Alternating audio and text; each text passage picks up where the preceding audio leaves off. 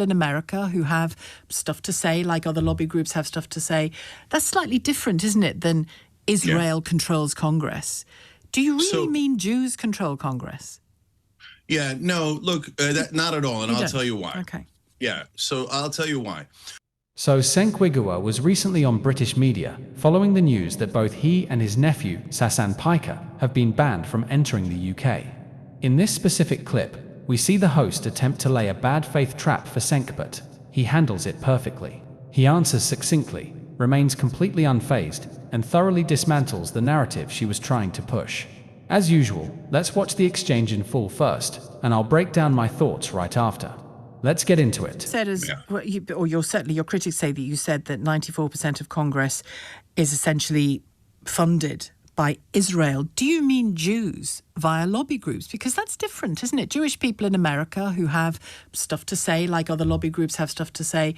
That's slightly different, isn't it, than Israel controls Congress. Do you really mean Jews control Congress? Yeah, no, look, not at all, and I'll tell you why. Okay. Yeah, so I'll tell you why. So two reasons. Number one, as I explained to everyone, this isn't, this actually at the core of it has nothing to do with Israel. Israel's the tip of the iceberg. It's a symptom.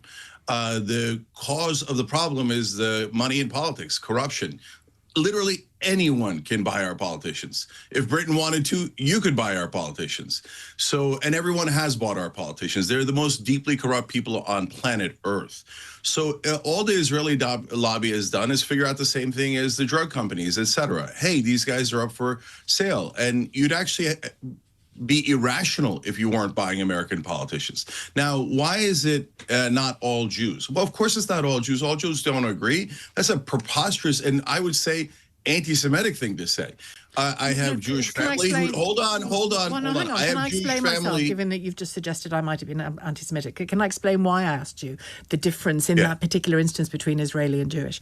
Is that when you talk about Israel buying Congress, that conjures a particular thing. But if American Jews want to donate to AIPAC, want to donate and lobby politicians, that's perfectly acceptable. That's why I asked you that distinction. It's not because I'm anti-Semitic. Okay, so let's break that down a little bit further, okay? So number one, like I said, anyone can purchase Congress. So that if you're an American citizen, you can do that. But does that mean that so does that mean that they represent all Jewish people? Of course not. Some of the best fighters in the peace movement and against Israel's war crimes are Jewish folks, both in America and in the UK. Zach Polanski is terrific, the leader of the Green Party. Bernie Sanders is terrific. Literally, some of our best fighters are Jewish Americans, Jewish Brits, etc. I have Jewish family. I grew up with nothing but Jewish friends, and they're not for these wars. They're not for this genocide. So are most of the people contributing to AIPAC and the Israeli lobby Jewish? Probably, but not all. There's tons of Christian Zionists, and they also contribute. So what unites them is not their religion. What unites them is their ideology, which is Zionism in this case. Can I ask you, you use the word genocide there, and again, your critics who say this is a justified ban, again, we don't know the reasons for the ban, but your critics say that you describe the nation of Israel's actions as genocide, and you're within your rights to do so. It's not been established as truth, but you're within your rights to do so. It's definitely true. All right, we'll let the ICC make the judgment in the appropriate way. You've described Israel as barbaric and savage. You've claimed Israel uses Jews as human shields. You've claimed that the global war on terror was a global war against Israel's enemies, that America... we've talked about Congress. You talked about it being occupied by Israel. On those words, your critics claim that you're sitting dangerously close to the kind of language that is creating the kind of conspiratorial fever that's led to a huge amount of anti-Semitism on our streets. Now, we cannot lay all of that. We cannot lay all of that at your feet. Of course, we can't. But do you ever question the language you use? No, not at all. I question whether it should be tougher. I mean, we're all going to ask ourselves later, what did we do to stop a genocide? A genocide was happening not only in our lives, but with our money, especially if you're an American. They're literally robbing us to pay for the most disgusting genocide you'll ever see. And so what people who are Zionists and fervent supporters of Israel do is they hide behind anti-Semitism, and they use anti-Semitism as a weaponized charge to defend the disgusting, immoral actions of a foreign government. Governments do terrible things. They don't represent all the people in that government. I was born in Turkey, and I'm an American citizen now, but my God, I hope that people don't judge me as a Turk based on the Turkish government, or even based as an American based on what the American government has done.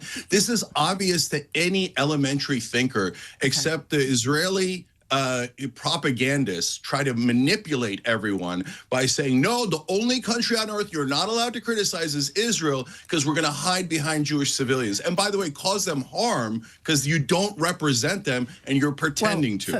Now, let's address the elephant in the room. The charge of genocide. The fact that some people still try to deny what is happening in Gaza is both embarrassing and deeply troubling. Cenk's perspective is backed by an overwhelming consensus of global authorities. If you look at the international community, numerous recognized bodies have explicitly raised the alarm or classified Israel's actions as genocide. This includes the UN Independent International Commission of Inquiry, the UN Special Committee, Amnesty International, the prominent Israeli human rights organization B'Tselem, Physicians for Human Rights, the International Association of Genocide Scholars, and the International Court of Justice.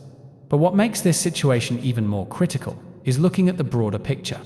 What we are seeing play out right now in Lebanon fits right into the playbook of the Greater Israel Plan, a clear strategy of aggressive territorial expansion and shifting borders. Cenk stood his ground. And it is refreshing to see someone refuse to let the mainstream media hijack the narrative just for speaking the truth. Let me know your thoughts on this exchange in the comments below. Do you think Cenk handled the trap perfectly? Let's talk about it, and I'll see you guys in the next video.